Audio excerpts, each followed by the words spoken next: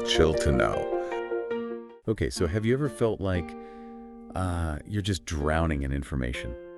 Trying to pick out like what actually matters, you know? Oh, yeah, totally. Like you've got all these articles and books and podcasts swirling around in your head. Exactly. And Yeah. it's like you just need someone to tell you straight up, this is the good stuff. This is what's going to make a difference. You need a filter. You need someone to distill it down. Right. And that's kind of our mission today with this deep dive, you know. We're taking this book, Why Greatness Cannot Be Planned, by Kenneth O, Stanley and Joel Lehman. And it's a good one. It's a really interesting look at success and achievement. Yeah, and what we really want to do is pull out the insights that can actually shift how you see things. Yeah, make it practical. Yeah. You know, how can you use this stuff in your everyday life and your work? Exactly. Yeah. So Stanley and Lehman, they've got this core idea that's kind of mind-blowing. Yeah, they argued that sometimes the biggest breakthroughs, the really amazing achievements, they happen when we're not directly aiming for them. Yeah, it's almost like the opposite of how we're usually taught to think, you know? Right, like we're always told to set goals to have that laser focus. Set those SMART goals right. Exactly. But this book, it started in a really interesting place, actually. It started with research into AI algorithms. Oh, wow. So this is like computer science stuff originally. Yeah, and then they realized that these principles, they apply way beyond just computers. They apply to innovation in any field, you know?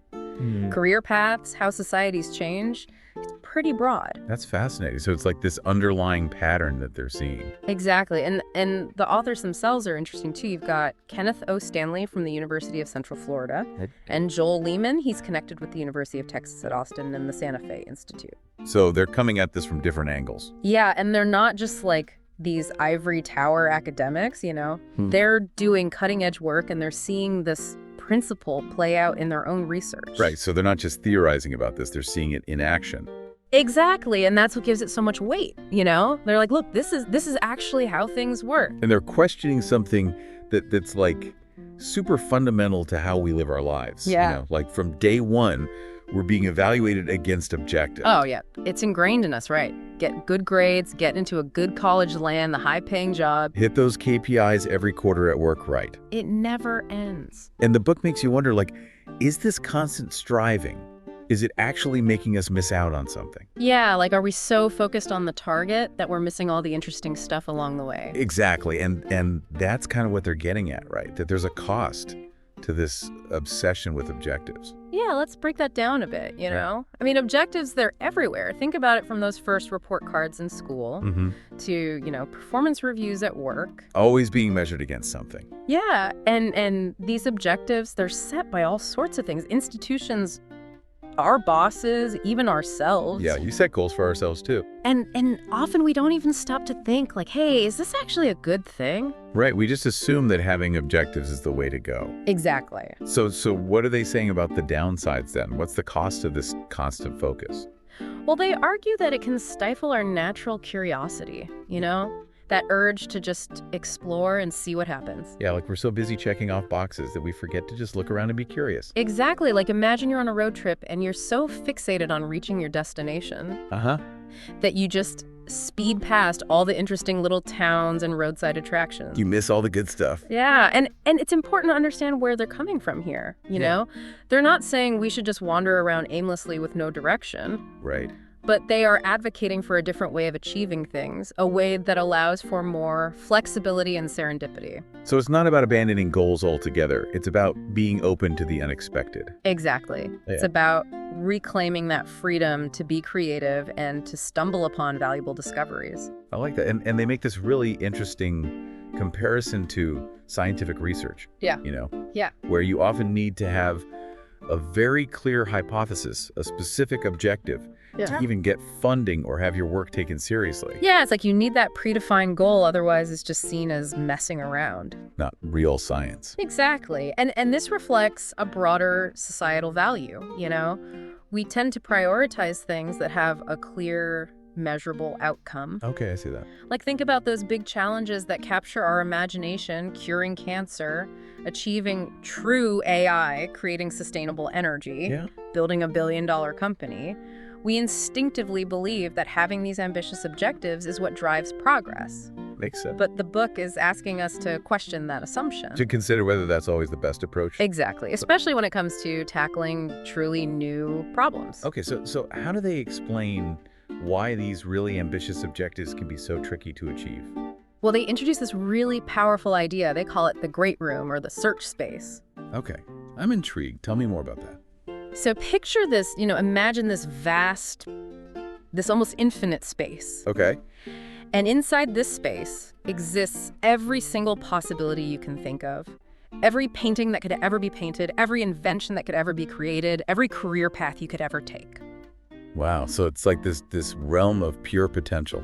Exactly. And the things that we consider to be truly groundbreaking, like the theory of relativity or the first smartphone, those are like these rare masterpieces hidden away in this enormous space. Like needles in a haystack. Yeah, surrounded by tons of stuff that's familiar but not really innovative, and then even more stuff that's just complete noise. Okay, so it's like this vast, chaotic landscape, and the truly groundbreaking stuff is incredibly rare. Exactly, and they're saying that achieving something truly great, it's like finding one of those masterpieces in this giant search space. It's a process of exploration. Exactly, and the key for you is understanding how we navigate this space. Okay, how do we do that? Well, our past experiences, the knowledge and skills we've accumulated, paths we've already explored, they act as stepping stones. They shape where we go next. Exactly. They influence what we're likely to find. That makes sense. Like if you spent years mastering a skill, you're more likely to innovate in that area. Right. Like if you're a programmer, you're more likely to create a groundbreaking software program than someone who's never coded before. It's like building on what you already know. Exactly. They use this example of painting a landscape. You've already painted tons of landscapes. You've kind of visited that region of the Great Room. And from there, you can more easily create new and interesting landscapes. You've got that foundation. Exactly. And this applies to any field you know. Think about early inventions like the wheel or the printing press. Right. Those were essential stepping stones that led to more complex inventions like cars and the internet. We build on what came before. Exactly. And you often need to explore those foundational areas before you can even imagine the next level of advancement. So if true greatness lies in these kind of hidden corners of the Great Room, and our past experience guides our exploration, where does the problem with setting ambitious objectives come in? This is where it gets really interesting for you. The book argues that while modest short-term objectives can be helpful for making incremental progress, setting really ambitious long-term objectives can actually become obstacles. Obstacles? How can having a big vision hold you back? Well, because the stepping stones to those really groundbreaking achievements, they're often unexpected. They might seem completely unrelated to your final goal at first. So you could be so focused on the end goal that you miss the crucial steps along the way. Exactly, and they might be located in a totally different part of the Great Room than where you're currently searching. Can you give us an example to illustrate this? Sure, they use this classic example of vacuum tubes, which were essential for early computers. But here's the thing, the invention of vacuum tubes had nothing to do with computing at first. Really? Yeah, inventors like Thomas Edison, they were just exploring electricity. Interesting. And then later, vacuum tubes were refined for detecting radio waves. It wasn't until decades later that people realized, hey, these things can be used for computers. So if someone back then had set out to build a computer, they wouldn't have been focused on vacuum tubes at all. Exactly. They would have missed that crucial stepping stone. The objective would have been a distraction almost. Yeah, and they emphasize this point. If you're laser focused on a specific ambitious outcome, like developing a self-driving car or curing a disease, you might completely overlook those necessary but seemingly unrelated foundational technologies that are being developed in other fields. By people who aren't even thinking about your objective. Exactly, and that's what's so fascinating. These stepping stones are often laid down by people who have no idea how they'll be used in the future. That's a really important point for our listeners to consider. It is. It's about being open to those unexpected connections. And this brings us to the idea of serendipity, right? The lucky accident. Yeah, they argue that serendipity plays a much bigger role in innovation and progress than we give it credit for. So it's not just dumb luck, it's something more. Exactly. Yeah. They say that a lot of life's big moments, those breakthroughs that change everything, They're often unplanned. We stumble upon them. Yeah, and they give some great examples, like Johnny Depp starting out in music before becoming an actor. Oh, yeah. Or John Grisham, the lawyer turned best-selling author. Those weren't straight paths to success. Not at all. And think about J.K. Rowling's diverse experiences before Harry Potter. Right. Or Haruki Murakami running a coffee house and a jazz bar. He actually credits that with shaping his writing style. Wow, that's fascinating. It is, and it's not just arts and entertainment either, you know? They talk about Colonel Sanders, who had all sorts of jobs before KFC. Oh yeah, I've heard about that. And Raymond Chandler, who didn't start writing seriously until he was 45 after being fired. So these are people who were open to new possibilities even later in life. Exactly, and this really contrasts with the pressure we often feel to have a clear-cut plan, you know? Yeah, that 5-year plan that everyone's always talking about. Right, we're told to be realistic, to have a practical career path. But the book is saying that sometimes following your gut, that raw attraction to something, can be more valuable. Exactly, even if it doesn't seem practical at first. And they even connect this to finding love, which is interesting. Yeah, they talk about how searching too directly with a super specific checklist can backfire. Like you're trying too hard. Yeah, and that the best connections often happen when you least expect them. It's that saying, right? Love isn't something you find, love is something that finds you. Exactly, and they point out that you could swap out the word love with almost any ambitious objective, and it would still be true. Like, success isn't something you find. Success is something that finds you. Yeah, we get this when it comes to relationships, but we struggle to apply it to other areas of our lives. That's so true. And this is a great time for you to think about your own life, you know? Are there any goals you have where maybe a less direct approach would be helpful? That's a good question for our listeners to ponder. It is, and they talk about this concept of unstructured play for adults, which I really like. Okay, tell me more about that. Well, they use the example of Joseph Herscher, who builds these elaborate Rube Goldberg machines. Oh yeah, those are so fun to watch. Right. And they might seem pointless on the surface, but they're incredibly creative. Yeah, they require a lot of problem solving. Exactly. And that kind of playfulness, it can lead to unexpected benefits down the line. It's like exercising your creativity muscle. Exactly, and the business world is full of examples of this too, you know? Like YouTube starting as a video dating site. Wow, I didn't know that. Or Flickr being a feature of an online game before it became its own thing. That's wild. It is, and even Nintendo started as a playing card company way back when. So these huge successes came from being open to new directions. Exactly, from following those interesting tangents. And then they talk about this website called Picbreeder, which I found fascinating. Oh yeah, Picbreeder is a great example. It really highlights their point about discovery without a central objective. Okay, remind me how it works.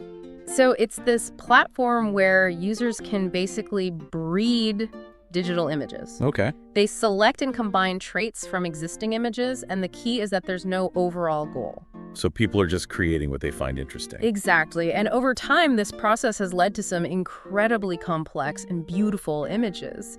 Things that no one could have predicted beforehand. Like collective creativity. Yeah, and they have this famous example of an alien face image that through this breeding process eventually led to something that looks like a car. No one set out to create a car, it just emerged. Exactly, and this is a great lesson for you, you know? Sometimes not knowing exactly where you're going can lead to the most amazing discoveries. Absolutely, and this leads them to this really thought-provoking comparison with evolution. Yeah, they use evolution to show the limitations of over-planning. Okay, I'm curious, how does that work? So imagine trying to evolve human-level intelligence in a lab you know. Okay. If you were to directly select for intelligence by only allowing the smartest organisms to reproduce you, would probably fail. Because you're skipping too many steps. Exactly. The starting point is so far removed from the goal that a direct approach wouldn't work.